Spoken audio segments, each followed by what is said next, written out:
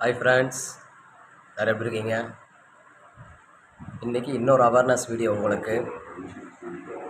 மத்திய கூட்டுறவு வங்கியில் ஆல்ரெடி தொழில் பண்ணிகிட்ருக்கவங்களுக்கு 50,000 ரூபா கடன் உதவி வழங்குறாங்க. இது எப்படின்னு சொல்லி கேட்டிங்கன்னா, ஆல்ரெடி நீங்கள் ஒரு கடை வச்சு நடத்திட்டு இருக்கீங்க. சின்னதாக ஒரு கடை, ஏதோ ஒரு பங்க் கடையோ, டீ கடையோ, கறி கடையோ, ஏதோ ஒரு மேபி அந்த கடை வச்சு நடத்திட்டு இருக்கீங்கன்னா, உங்களுக்கு ஒரு 50,000 ரூபா உங்கள் கடையில் சாமான் வாங்கி போட ஒரு இன்க்ரீஸ் அமௌண்ட் மாதிரி சின்னதாக.